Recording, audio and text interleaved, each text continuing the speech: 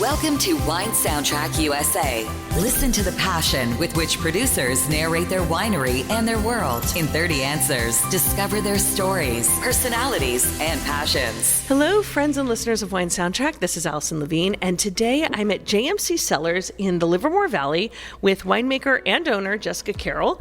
Jessica, welcome to Wine Soundtrack, and tell us about JMC Cellars. Hi, thanks for having me. JMC Cellars is currently the newest winery in Livermore Valley. Ooh. I'm really excited. We opened our doors in November. November of 2023. Correct. Wow. Yeah, exactly. I have been around in the valley for about a decade, though. Last year, the winery I worked for closed, sadly, and out of that came an opportunity that I just couldn't turn down. And here we are. Here we are, living a dream come true for me, which is just very surreal all the time. Wow. So, I mean, we're in your winery, or we're in a tasting room. Beautiful, a beautiful white space, blue. It's really welcoming. What do you welcome me with? What do you make here? We make a lot of different things. I am definitely a wine nerd and a wine geek, and I have a wide range of wines that I love to drink and that I love to make.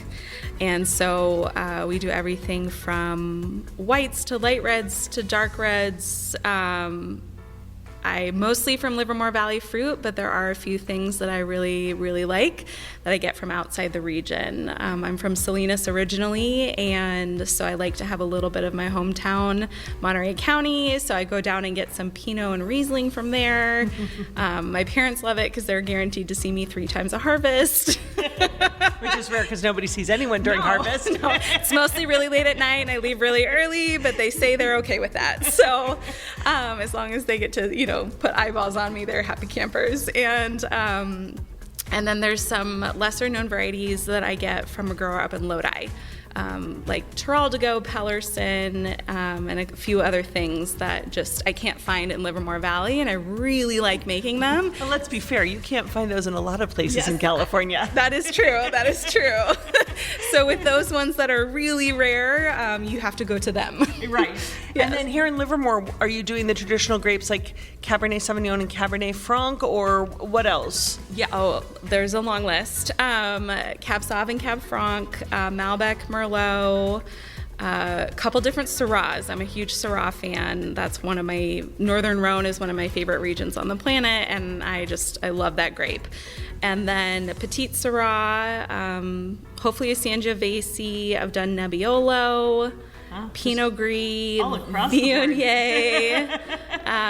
We're adding Roussanne from Livermore this year, which I'm really excited about. Wow. So you're purchasing all your fruit, or do you have any vineyards that you manage? Correct. No, I purchased all the fruit. Land is a little bit pricey. And so as a new business, we're going with the leasing model for now, but it is the ultimate goal is to own property at some point. And what is your total case production? Last year, it was just under 1,000. This year, we're aiming for between 1,500 and 2,000. That's pretty good for a brand new winery. So now you said you started November 2023, but your first harvest under your own label was in 2023. Correct. Okay. Correct. So yeah. You just announced JMC Cellars after you harvested. Well, let's see. We took over the lease of this property in July, but we did a couple of things like painting and, clearing it out and rearranging the furniture. And then, I'm the crazy person who did all of that while harvest was going on. So I don't know what nut job decided on that schedule. Well, here we are. So, congratulations. And are you 100% direct to consumer or? Yes. Yeah. Right now we're 100% direct to consumer. We do have a couple small wholesale accounts, but mostly local places in town. Okay. So tell me, what is your first memory relevant to wine? Oh my gosh. That is an excellent question. How old were you the first time you kind of even knew anything about wine? Teenager, but I actually really didn't like it. Fair let's see, after I graduated from college, I moved back to California and moved to Pleasanton, which is right next door to Livermore, and discovered that I was living 15 minutes from a wine country, and that was great. And you hadn't really realized that growing up in Salinas? Well, Salinas has some wine, but it was pretty spread out. It's very different now. Carmel Valley, the village, has a ton of tasting rooms. Carmel by the Sea has a ton. River Road has more than it used to. It wasn't, at least I didn't pay attention to what it was like growing up, because I wasn't allowed to do that, right? I was under 21. And probably my mid-20s is when I really started getting into it, because I had such easy access and it was fun, and I love pairing wine with food, and that became more of a thing and kind of a hobby to try to figure out what goes with what, and which I really dived into now that once I switched my careers.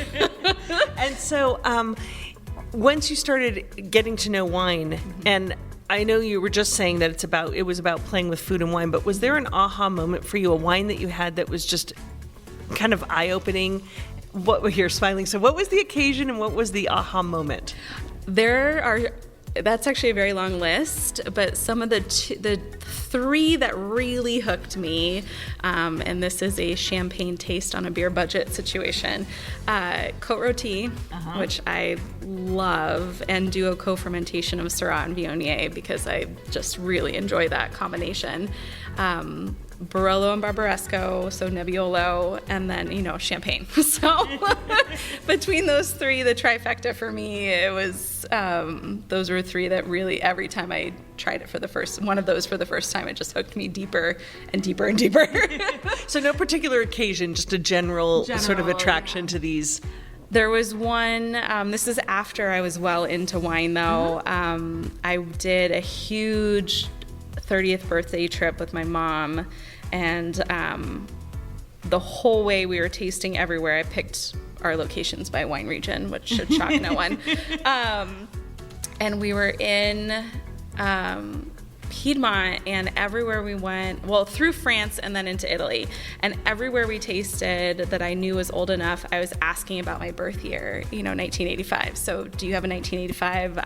I went with like a huge budget for one bottle of my birth year just to have it. Yeah. And everywhere we went, that was a really good vintage. No, we don't have any. And it became a joke. My mom and I joked about it.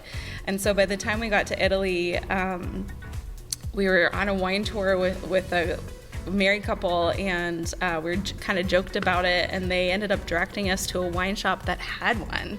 And so I brought the 1985 Barbaresco back, and I drank it with a friend who's also the same birth year as me. Do you remember the producer? The one with the soldier. Starts with an R. Renato Ra. Thank you. Thank you. My brain is not functioning today. Yes. And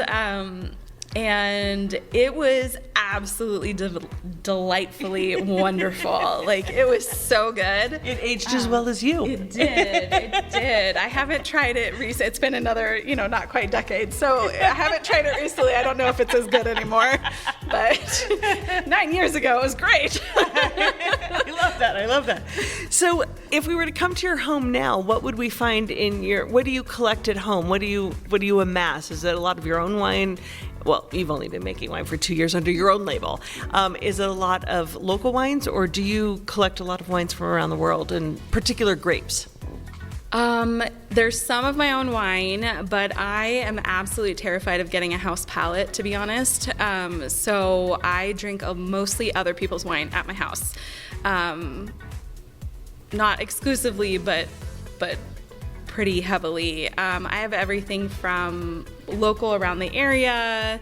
I don't get out that much, but when I do, I try to get stuff because then I have supply. And then I also have, I love Piedmont, so I've got a ton of that, bunch of French stuff. I love sparkling wine from all over the world. So whenever I find something that's fun or from a country I've never tried, I'm grabbing a bottle when I can.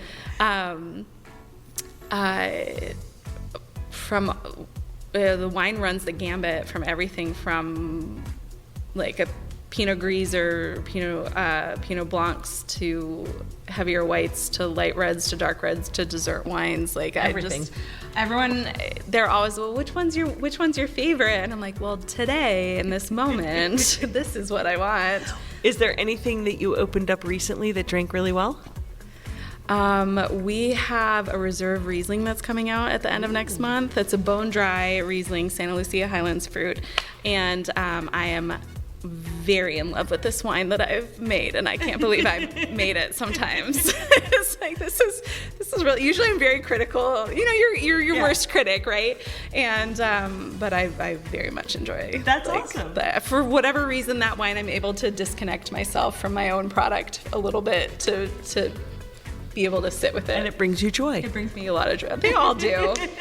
But some of them, you remember how much work you put into it sometimes, and so. And I love how, a recent wine that you drink isn't another wine. It's one of your own that stands out. And that, now I want to try the Riesling. See if we've got one squirreled away back there. Yum. So I'm curious, do you think that there's a such thing as a perfect variety? As someone who's drinking all these different wines and now, working with different varieties, do you think there's a such thing as perfection with any of them? I don't think so, to be honest, because everyone may differ with that. But with my own palate, because I like different things at different moments, in this moment there might be something that's perfect for me, but next day when it's 30 degrees cooler, I'm gonna want something else, or I have a different meal in front of me, or I'm in a different mood, or it really. As I said, people ask me what my favorite. I was like, I don't have a favorite, and they're like, that's a cop-out answer. I'm like, no, it's really like it changes constantly, you guys. Well, if somebody's never had your wines, they've never had JMC Cellar wines, what do you think they're missing out on? Awesomeness. I'm just kidding. Being able to try maybe something you've never had before. I'm a wine nerd and a wine geek, and I love this industry, and I love that I get to do my life's passion, and I think it's reflected in my product, and hopefully other people think that as well. Oh, that's awesomeness. That's what it is. Awesomeness. So I know you don't like to pick a favorite child, but if space aliens were to land on your property, come up to the door and knock on it, and you wanted to welcome them with one wine that said, this is JMC Cellars, which of your wines would you welcome them with? Actually, probably the Fleur Sauvage. In this moment today, that is my favorite, so we're going to go with that. It is a co-fermentation of mostly Syrah with 3% Viognier. Okay. So co-fermentation, for those of you who don't know, is the process of blending the fruit together before fermentation. So it's together from the get-go. To do an analogy for it, traditional blending is a lot like digital photography. You've done everything separately, you pull samples, you do blending trials. If you're not happy with the product, you can change it in real time and try again, or start over and try again, and keep going till you get a product you want and that you think is perfect.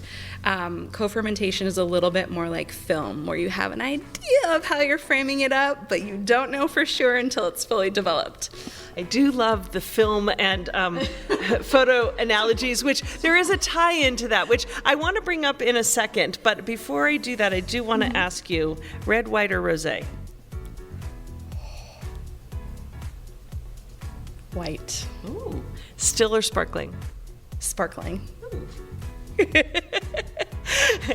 I do want to get to the art part, but you've talked a lot about food and wine pairing, and I'm curious how you approach that.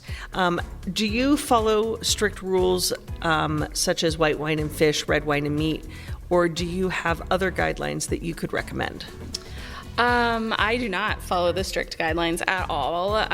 There's different levels of wine pairing too, depending on what you're trying to do. So if you're just trying to, this is the wine you want to drink and that's the food you want, absolutely fine. Doesn't matter. The other end of the spectrum, and there's a couple in between, is like the synergistic pairing, right? Mm-hmm. And there's like a dozen rules that came out of the food and wine textbook that I learned from, and there are rules of thumbs, but there's always exceptions. So it's kind of, you really have to play around with it, and it's taken me many years of just doing it very casually to get to the point where I can get pretty close without really needing all of it ahead of time to try it.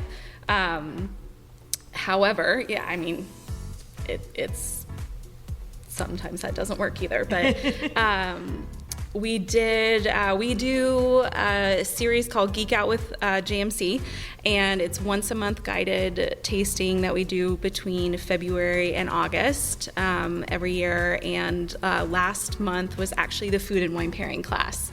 So when my cellar master Shannon and I got together, because we did want to get a synergistic pairing to present, and we kind of made a dinner off the cuff, and we had the wines open, and it did not go with the wine we thought it would at all. The wine we thought it would go with actually did not go together in any way, shape, or form. It made both of it just not like, I don't want to eat or drink this, but just kind of like not as good. Neither shown. What went with it, and it was a steak, like flank steak with snap peas and udon noodles and kind of a olive oil with a little bit of red pepper flakes, kind of a thing. And what did you think it would pair with? One of the reds, kind of a lighter red. Okay. We had one called Pellerson that we thought it would go with, and it did not. It actually went with the Pinot Gris. And I'm going to guess that's because of the red chili flakes and the udon noodles. And the snap peas. Yeah. We thought the Pellerson would have enough acid to kind of, and then enough tannin to go with the beef, but really the dish ended up being way more on the side where it needed a crisp white wine. With beef. So yeah, and there you go, because sometimes you need the acid to balance the dish, and sometimes you need the roundness of the wine to balance the dish. Exactly. So it's all about harmony, right? Yes, exactly. Synergy, harmony. It's a fun hobby for anyone who wants to do it, to be honest, and just trying. Yeah, it requires you get to eat and drink a lot. Exactly. What's not to like about that? So, I'm curious. You're a small brand. Mm-hmm. You're not like a lot of other wineries that have a lot of awards hanging on the walls yet. Maybe not. I'm curious what your take is on wine critics and scores. Like, is it something that you think will help build your brand? Is it something that you're not interested in at all? Where do you find that it has a place, especially with a young brand starting out that hasn't quite maybe utilized it yet? I'm kind of falling in between, sort of. It is something we did. We did enter into the Chronicle. We realized you have to pay for the plaque now, which we forgot about. So we are ordering that. But we entered 5 wines, and they all medaled, which was kind of, I've been entering stuff in the Chronicle every year. It's local, like it's a good one. And I love my wine, but I was just very, very flattered that they get so many thousands of entries. Like that, I was really excited. It also helped that they had 2, at least new to me, I hadn't entered them before, but Teraldigo and Montepulciano had their own categories, which was really cool. And then not this Pinot, but the Reserve Pinot Noir, and then there was a white wine blend, and I'm forgetting one, Grenache. That was the other one. And of course that makes you feel good, and it says something to you. I mean, it makes you feel, it gives you a pat on the back. But I mean, where do you think wine critics kind of fall into that? Is that something that you're going to be seeking out? Is it going to determine how you make wine or don't make wine, or does it not play a part in how you're working? It probably won't affect how I make wine. However, it's funny you're bringing this up. This week was talking about I've never submitted wine to get points like rated before, and so figuring out that process and who we want to send to, and doing that to have things scored. Because it is, I mean, for a small place, the reality is that is one avenue to get your name and brand out there. So I think that's part of the marketing side of winemaking, is that for someone who's not well known, it is a way to get recognition so that you get your name out there. So getting away from all the marketing stuff that you have to do, let's get back to like the ground. Like, you're buying fruit from a number of vineyards. Do you spend a lot of time in the vineyard? We were in the vineyard this morning, a couple of them this morning, actually. As much as I can, especially obviously as we get closer to harvest. And it's looking like the ones we looked at today were just starting variation, which means the clock starts. The clock has started. So are there any signs or predictors that you look for that's going to tell you what kind of a harvest you're going to get? Mother Nature is probably the biggest predictor. I think it's going to be a really hot summer, which we've all been saying for a couple months, I think. And my guess, it's all... You just never know. Never know what she's going to throw at you. But my guess is it's going to be a slightly earlier harvest than normal, and probably fast and furious. But again, it all depends on the next couple months and what Mother Nature decides to throw our way. So the signs and predictors you have right now is the heat and everything that says early. But again, nothing... She could change. Yeah, exactly. Things change all the time. She's fickle. In the time that you have been working in this area, and you grew up generally in this area, so this is a part of California you know pretty well. We know every vintage tells a different story. Have you noticed in your experience and just spending time in this area, is there a lot of variation from vintage to vintage, extreme variation, or is it really more you can really see a through line that it's pretty consistent? I would say it's more consistent than not. You're always going to have those years that are a little very different from the previous ones. But I'd say in the U.S. in general, those are a little more rare for us because we get to irrigate and we get to do a lot of vineyard management techniques that other regions who dry farm are not allowed to do. So I feel like the Mother Nature can have a worse impact if it's bad on those regions than in the U.S. And have you established any sort of good luck rituals to start harvest? I mean, you are a new winery, so any good luck, or are you going to? I was going to say, that's a really good idea. I'm going to have to think of something. I know. Nothing in your first harvest. Some silly dance. I don't know. Well, I was going insane last year. So again, some nut job decided that opening a tasting room, getting a tasting room ready during harvest was a great idea. And 2023 was your first vintage under your own label? Under JMC, but I've been co-winemaking with my previous employer for almost a decade. So when they closed and we were opening, I was in the unique position to actually buy my own wine. So the stuff that's being bottled, what's in front of you, I technically bought as bulk, but I can also tell you all the details of all of those grapes because I have been with them from the moment they touched this property. So you didn't actually buy bulk. I mean, you bought finished wine, but you had made the wine. Correct. Just it wasn't legally mine, but now it is. Right. And so that's how you're able to pour 2021, 2022, 2020. Yes. Because you made it. Yeah. But yeah. It's very tricky. She's a new winery, yet she has old vintages. Isn't that crazy? Well, that was part of the opportunity that was in front of me. You start from the ground floor and you're talking 2 to 3 years before you're going to see the reds in the tasting room, right? For me, it could be immediately, technically. Again, legally not JMC's, but mine nonetheless. Yes. So it was a very unique position to be in, and it was one that I flattered and flabbergasted and amazed and delighted by the fact that I get to do this. Yeah, it's almost like you're starting on the third floor instead of the ground floor. Yep. Yes, in that aspect, yes. There are other things where I feel like I am very much on the ground floor for. But it helps to have that, Yes. little bit of lift. In the vineyards, are you buying from certain blocks? Do you have a consistency with that? Is that something new, or is this part of your older connection with these vineyards?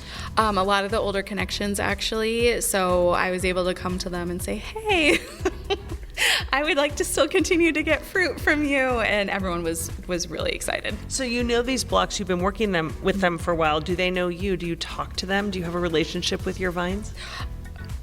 Yes. I don't think I talk out loud all the time. At least I hope not. I'll have to ask Shannon. She's never said anything, and I feel like she would. What about when you're in the cellar? Do you talk to your wine, coax it along, encourage it, reprimand it? Of course, especially reprimand if it's being difficult. Yes. No, it is there. I don't have any human children, but I do have barrels. And those are your babies. They are my babies. And you never pick favorites. Not to their face.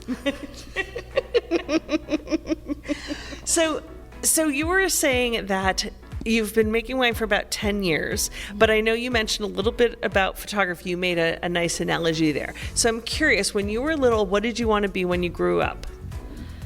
I went through the gambit when I was really little. One of my earliest memories was wanting to be a veterinarian, actually, which the thought I fainted at the sight of blood. So that really didn't, pan out for me. Then I went into, what did I go into after that?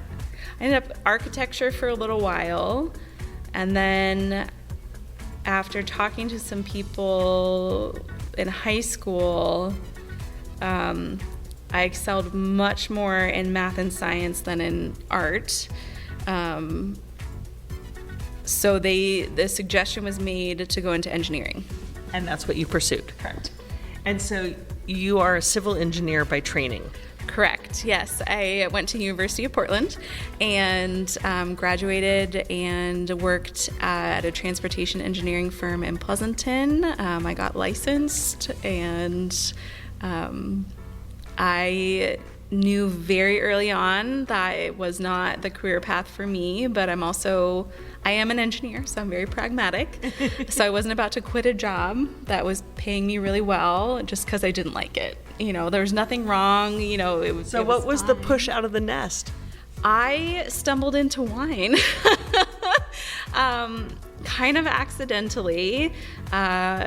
She's one of my best friends now, but she was working behind the bar at my previous employer, and she's about my age, and it looked like fun. I know a lot of wineries around here, still.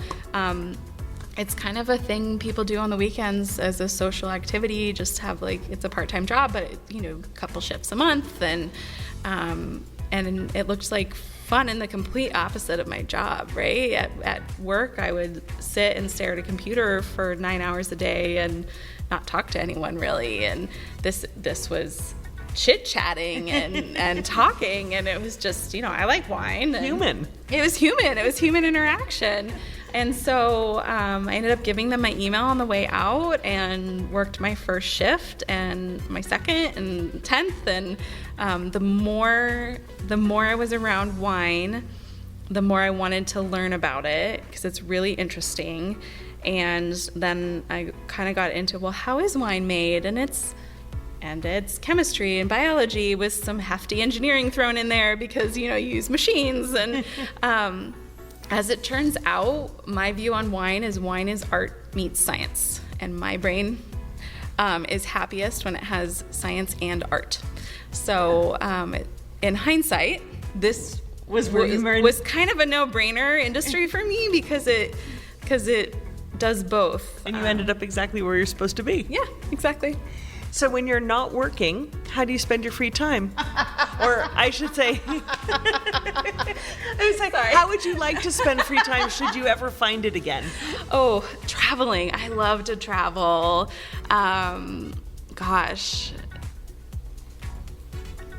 I don't. So it's a funny thing of when you work in your passion, you're also working in your hobby. Yeah. You get paid to do your hobby professionally, and So you don't really know what free time is because it all becomes part of your life. yeah, it does. It's a lifestyle that I've very much embraced, and I would like to go see my family more. They're an hour and a half away, and with this venture, it was very much everyone was on the same page of Jess isn't going to come home very often for a while. But they can come wine tasting on weekends. They do, actually. A whole bunch of them are coming up for the Geek Out on Saturday, and so, There you go. so they'll be up here. And then I guess you also do your passion. You know, it's work, but you could say it's your free time because you created all your labels, and your labels are beautiful. They're blue, and they've got prints of flowers. I don't know, maybe describe them a little bit and how they came to be. Oh, sure. So all of my labels are based off cyanotypes that I have done. So a cyanotype is one of the original photographic prints that was discovered in the mid-1800s. And you mix two chemicals together, they become photosensitive, and you put it on a product. I put it on watercolor paper and let it dry, and then you put on top whatever you're trying to capture the image of, and then you put it out in the sun under glass to keep it pressed together, and then you rinse it, and then that's it. And as it dries, it turns into this lovely, like, deep, rich blue that is called Prussian blue. And it's kind of what the entire aesthetic is based on in the tasting room, and in my clothes. And but it's the original, like an original photograph before we had photographs. It was an original way of doing a photograph, and it's these imprints of wildflowers. Yeah. So essentially, the concept behind the label is each variety will have a different botanical that is kind of assigned to it or is designated. And so, like, the Pinot Gris is a daisy, and the Pinot Noir is actually oxalis. That is that weed that if you get it in your yard, it is there forever. It is never leaving. My dad has been battling this stuff in the backyard for almost 40 years. But it makes a pretty label. Oh, it makes a beautiful label. I tricked him, actually, because it had bloomed, and I picked some, and I made it. I was like, this is probably the prettiest one I've done yet. And I handed it to him. I was like, isn't this pretty? He's like, it's so beautiful. What is it? I was like, what's oxalis? And he literally dropped it. And he goes, what are you doing to me, daughter of mine? How could you hand me my nemesis? My dad's retired. He has fun making up fake nemesis, no, it's probably one of my favorites that I've done, actually. I really like that one. And Syrah is the lavender, and Viognier is hydrangea, and there's a white wine blend and a red wine blend that have poppies on them, which is really pretty. I like that one too. That's very cool. So, when you look back, if you think about it, is there a piece...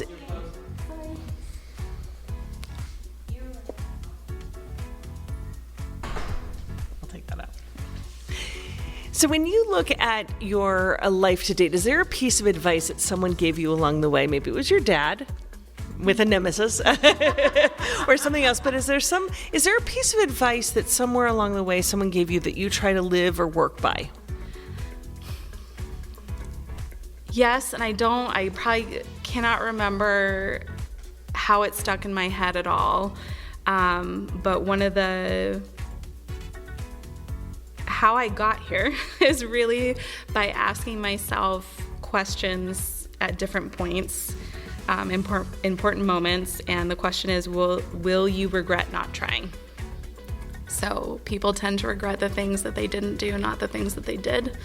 As a general rule, there, again, are exceptions.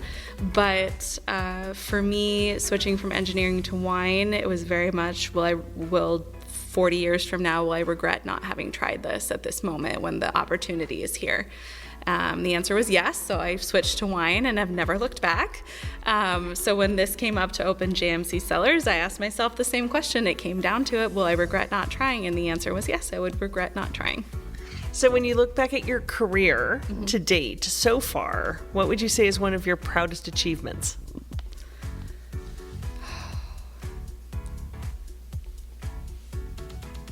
the outpouring of support that came from opening JMC Cellars, actually. I am still very touched and floored by the amount of just absolute love and community that came out to help wherever they could possibly help. It was absolutely incredible, and I was very, very stunned. Not that no one's nice, but Right. It was just it was to a point that You didn't expect it. I didn't expect it at all, and was very, very touched by it. And that says a lot about the community that you're in. Livermore is a very tight-knit community. We are very supportive of each other, which is why I maybe shouldn't have been shocked by it, because I would do the same thing and try to help where I can. If my forklift breaks down or someone else's, I'll drive my forklift up, or they'll drive theirs down, and especially in the middle of harvest where you really need a forklift.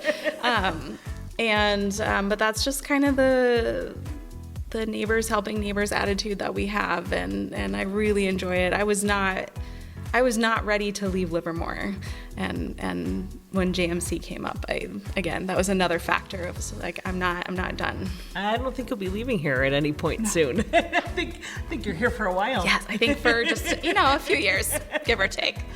So complete the sentence for me. A table without wine is like being naked. Some people like that. That's a fair point. Table without wine is like,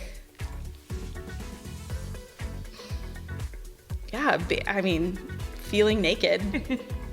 Not having your phone on you feels naked. I'm not supposed to come up with answers. There are no right answers. Yeah. So naked is totally fine. I'm not supposed to come up with the answers. But it's funny because I'm coming up with things that tie in with you. So I'm a photograph without a frame. Ooh, that's a good one. Or a frame without a photograph. Can we change it to that one? A frame without a photograph. That's what it is. Well done. Well done. Thank you. I'm not supposed to help. $1,000 for the assist. I'm looking at your wall. I know you're into art. I know you have these beautiful labels. So, there you go. Thank you. I drew a complete blank. No worries. I'm here to help. That's, Okay, so. It's a team effort. So I'm not going to help you on this one. This one you're going to have to do on your own. Okay. We're sitting at a table. Yep. There are chairs empty next to you. Your wines are on the table. Who from any walk of life, living or deceased, known or unknown, would you want to share a bottle of JMC Cellars wines with? God, these are hard. Oh my gosh. It could be someone you admire, someone you... There's such a laundry list of people.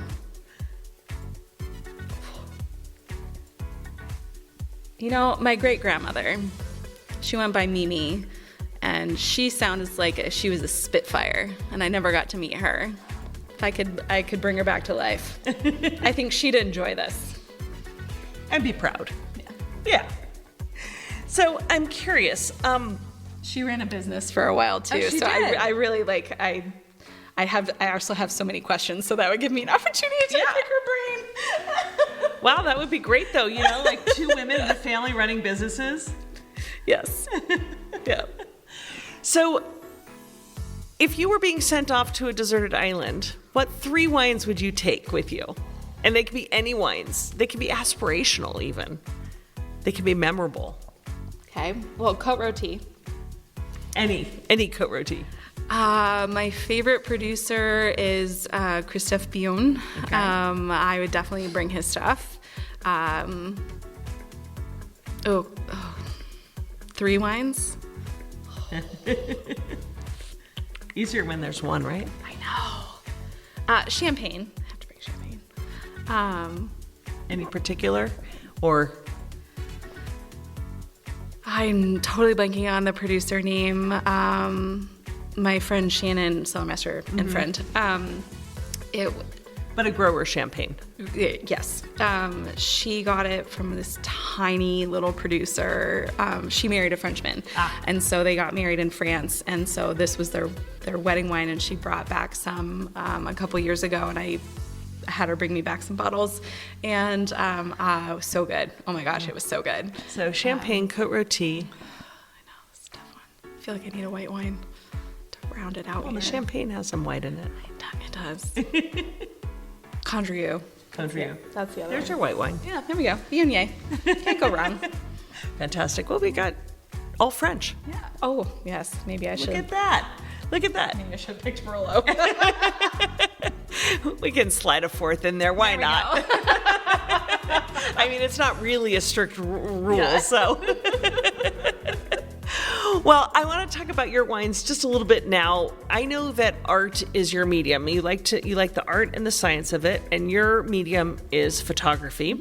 But let's talk about the medium of music, because music conjures up emotions in us, as does, drinking wine. Yeah. And I want you to pair your wines with music in the sense of what kind of genre, song, artist, whatever you're comfortable with, do you think of when you think of the wine? So I want to start with your Pinot Gris.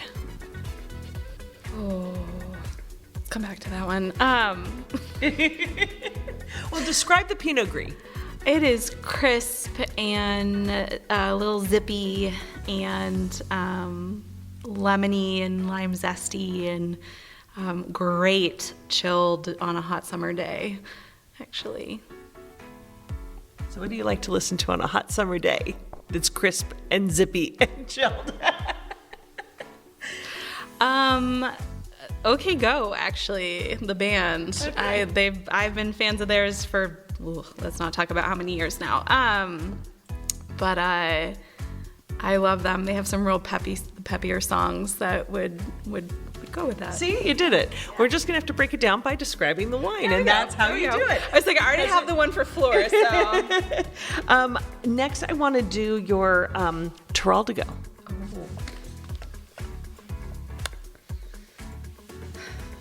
So describe the wine and take me through it, and I bet you'll come up with the song. So the wine, personality of the wine, this is not anything to do with the tasting notes, but Terral de Go is the aunt of Syrah. So I've always kind of done, and it's from Italy, so kind of that, like, I am a crazy aunt, so I feel a lot of kinship with, like, the crazy aunt kind of thing. So maybe,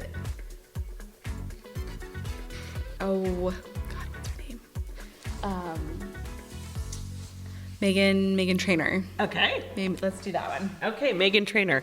And then your Alicante Boucher. Come on, you do some fun grapes. We got to find some fun wine. Gosh. So this particular vintage, though, is a little on the lighter side. It looks dark, but it came in with really low brick and higher acid. So that's why it's at the top of the list, actually. And every time we pour it, I'm like, it looks like it should be further down, but trust me, it's not. And that's another one. It's light enough and low enough alcohol and enough acid that I would even throw that in the fridge for like half hour, 45 minutes. So another hot, like, good on a summer's day. Chillable. I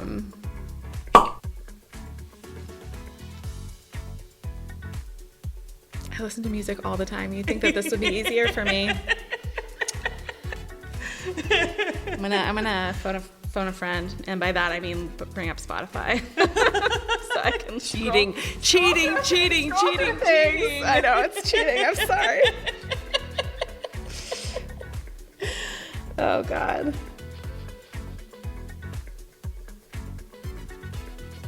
Alicante Boucher. I know.